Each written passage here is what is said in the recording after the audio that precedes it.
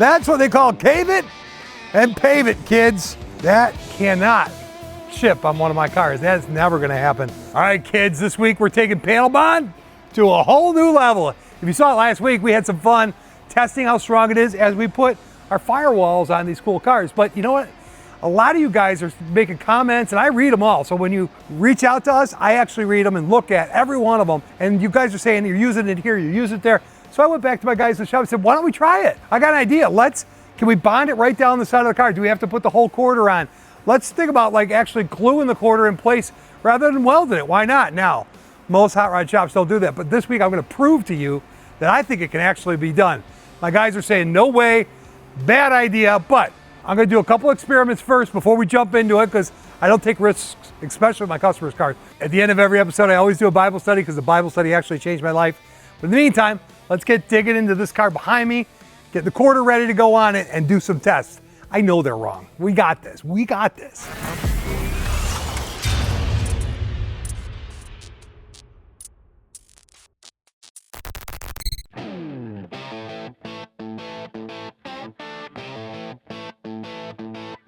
Why are we pulling the glass out? Dude, there's a lot of work if you want to do it right. Now, there's a lot of guys that will actually take the short road to the top, but we're going to show you actually how you're going to do it right. So we are going to use some panel bond, don't get me wrong, but to do this job right, there's a lot of prep work that has to happen to make this brand new quarter go on that car. All right, guys, as you look at the underside of this car, you can see that it's actually really clean. Now, we strip them before we do all the work on it, but we knew we had some issues on the driver's side quarter. But when I bought the car, I was looking at all this detail. Check it out. Look at how nice and clean all this is. These rockers are gorgeous. These floors are gorgeous. You know, I already moved forward. We got our tunnel into it. We're getting ready to smooth out the firewall. This car is super clean, but it needed a quarter. So if you find a car and you're gonna work on something and it just needs a quarter, I would consider doing that. Obviously I am, but if you got something that's all rotted underneath, man, save that for somebody else. You don't want to deal with it. Even just replacing the quarter is a lot of work, a lot of drilling, and I'll show you. Let's walk through it.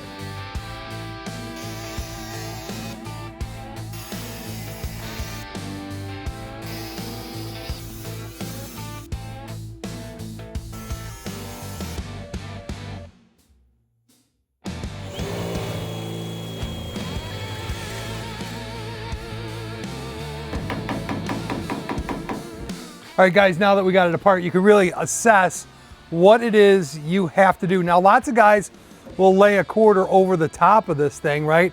And put a skin all the way on the bottom of it and make one piece to cover it up.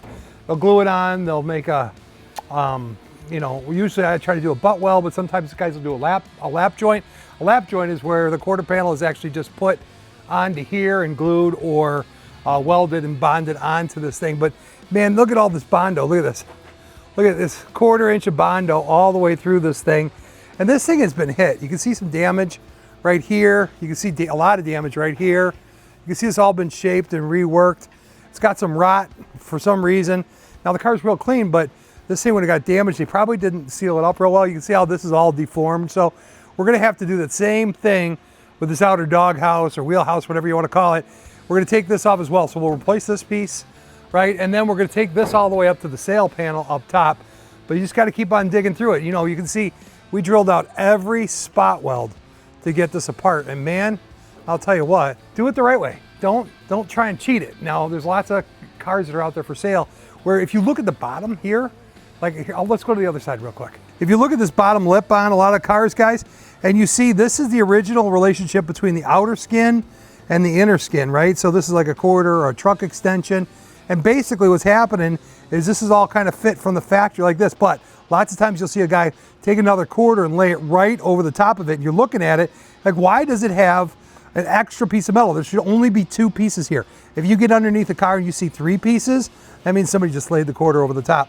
Not so good. All right, guys, when I talk about cave it and pave it, what a lot of shops will do, you see these Bondo worms all over here? What happened was they drilled some holes in here because it was smashed, and then they pulled it from the other side. But as they layered on their cake levels of Bondo, what they did is they just filled over it. And those little things that you see inside of here are what I call Bondo worms, right? On this side, check this out. This is where the impact happened. It was all smashed in. They pounded it out basically straight, but look at the thickness of the Bondo and the material. That's what they call cave it and pave it, kids. That cannot ship on one of my cars. That's never gonna happen. So you gotta be careful what you're looking at. Like I said, a really clean car, but the details matter. And this one, yeesh.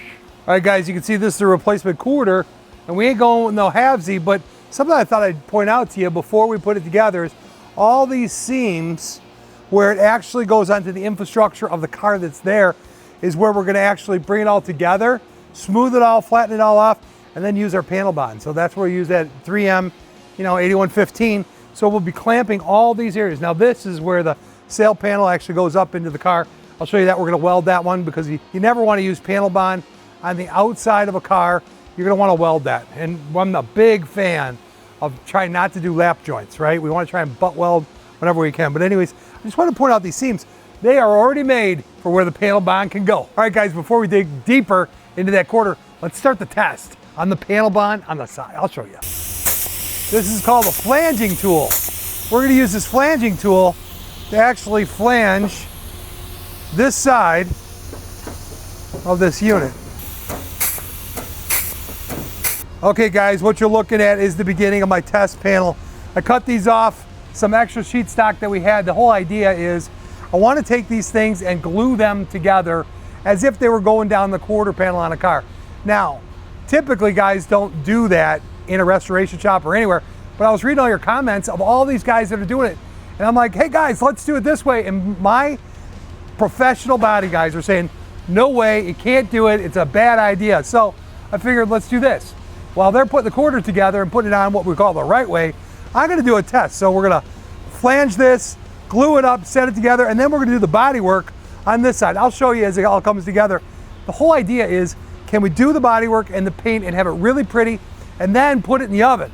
Heat it up, cool it, change it, and can you see it at all? Because all my guys are saying, you're gonna see that, you're gonna see that. I say, no way. Let's find out together. It's gonna be fun. A flange linked with some panel bond. The 8115, the 3M material, here it comes. What we got here is, I'm just gonna go ahead and be generous with it. All the way down, we got this flange now that we're gonna actually be gluing, right? The whole idea is, can you do this and not have it show up in the middle of a panel? So this thing is like, I got it pretty well secured on this old 4x4. I just wanna make sure it gets the whole thing, right? And as we squish it together, should be pretty interesting. I have to let it dry, right? I'm excited to do the body work on it to actually see how well it looks, how good it stays. Now I got the yellow tape up here because I don't want to get it on the metal because I don't want it coming out. And I got a little bit of plastic tape on this side, right? Because this stuff, you know what happens, it gets everywhere. What I'm going to do is use a couple magnets, right, to put it in play, kids. It's feeling about right now. These are covered, so I think I got it pretty good. Jeffrey, you want to take a look? He's the same guy that said you can't do that down a quarter panel because you'll paint it and you'll see the deflections, reflections. We'll see. I'm excited. All right, guys, the reason I used panels with some detents in it because I wanted to have some rigidity this way. If I would have just used flat, smooth panels, it would have been flexing all over with the board. But look at, that's all the panel bond behind it. We put a little bit of shipping tape down here and it released beautifully. But now we're gonna go ahead and chuck this back up because we're gonna do the body work right here on the board because I don't want it flexing as we work on it. So we'll see how the shadow line. So what people are saying is the black line in here is gonna become a shadow line because the metal is gonna move differently than the panel bond. And we're gonna find out because we'll make a real nice surface on it and then we'll heat it up or we'll cool it. We'll figure it out and see if it actually comes back. I don't think it will. Yep, I'm just going ahead and I'm gonna fill this thing because we gotta get rid of that shadow line because Brian thinks we're gonna get a shadow line. Oh baby, that's heavy. Am I going too heavy, Brian? And this is why I work on the other side of the camera, not in the body shop. So I'm spreading it both directions because I don't want to make all the material just pull to one side. Yeah. All right, we'll let that dry up, knock it down, put another coat on it.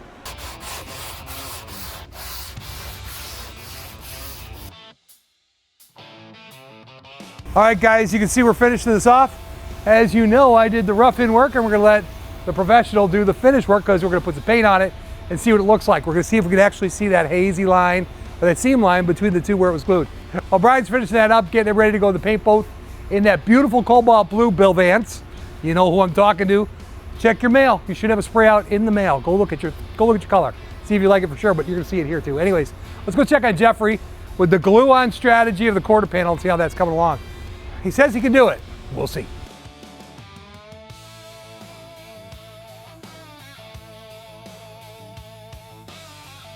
Anything is possible with enough time and effort. The gluing of the panel onto the car is a little bit more challenging, and you've got to be more prepared. You got to do a dance. A lot of fitting, a lot of parts got to fit everywhere. Okay, so traditionally when we do this work on these cars, every time we don't glue them in place ever. We've never glued them in place actually, but I was so excited about the panel bond. Like, how could we do that? Like, let's do it. So Jeff's my lead fabricator. I really respect his help, right? And we're fitting the panel on. I'm working on the other piece, right? And we're getting all the stuff onto it, and he's starting to get a little jiggy. Yeah. He's like, I can do any, he can do it, but I just made the executive call that we're not doing it. I'm okay with gluing it or welding it. It's very involved. Everything has to fit comfortably everywhere. It's got to fit properly everywhere. This is by the hour. Chinese panel. It's just paid by the hour. I got to cut this panel here. I got to move it, re-weld it, get it to fit. I got to cut inside parts because it's not nearly the same as it was. Tried to find Groundhog Day. At the end of the day, we're talking about the fire panels, the firewalls that we actually put on the front of the cars. And that's one plane, guys. You know, we're putting that thing in a position, and it's actually got the studs behind it. One plane. When you got all these multiple planes, honestly, my suggestion to you is stick with the Welding, stick with the conventional ways. I'm always about going faster or better or different. If there's an application that we could use a panel bond, I'm not worried about the strength. I know it's strong.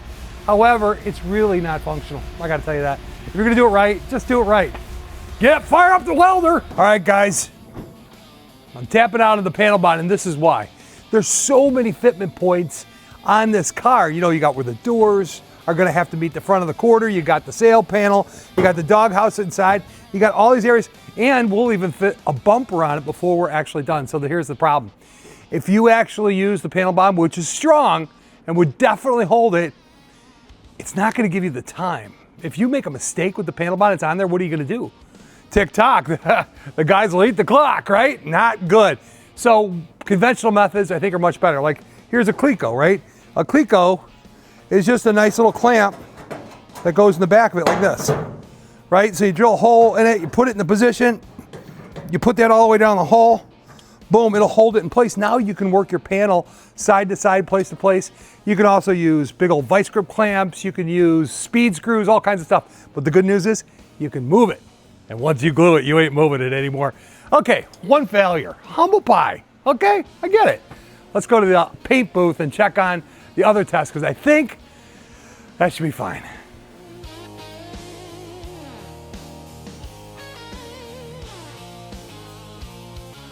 All right, guys, unfortunately, I don't think you can really see it, but there is a little tiny hazy line here. Let me take some fine line and run it right along this line, right? Now, you know, I got no idea where the bond's at on the other side, but let's see if it matches up. That will be the tell. Here we go, kids. Look behind here.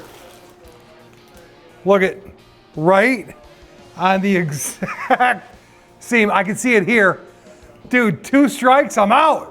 Not out yet. You know it's never a strike and never a loser? The Bible. Best part of the episode is always the Bible. Let's go there. I got a great verse to share with you. It's all about Thanksgiving. All right, let's go. All right, guys, the best part of the episode to me is always the Bible study because I love sharing it with you guys. And I always say if you're going to read the Bible, you got to ask the Holy Spirit to show up and walk you through it. So I'm going to do that real quick. Lord, thank you for this time. Thank you for let me share the word and let your words resonate with people that would change their lives, open their minds, open their eyes to who you are through the Holy Spirit. In Jesus' name we pray, amen. All right, Philippians 4, great time. I love this part of the Bible for Thanksgiving, right? I'm at 4:4, right? Rejoice in the Lord always. And I say to you again, rejoice. Let your gentleness be evident to all. The Lord is near. Do not be anxious about anything, but in everything, by prayer and petition, with thanksgiving, present your requests to God. And the peace of God, which transcends all understandings, will guard your hearts and your minds in Christ Jesus. Finally, brothers, whatever is true, whatever is noble, whatever is right, whatever is pure, whatever is lovely, whatever is admirable, if anything is excellent or praiseworthy, think about such things. So whatever you have learned or received or heard from me, put into practice, and the God of peace will be with you. So I love this part of the Bible because I feel like your mind is like a funnel, right? The things that you bring into it are the things that are going to come out, right? So if you focus on the good and good things, things will come out of you. And I love how Paul is talking about in this right here. Finally, brothers, whatever is true, whatever is noble, whatever is right, whatever is pure, whatever is lovely, whatever is admirable, and anything is excellent or praiseworthy, think about such things.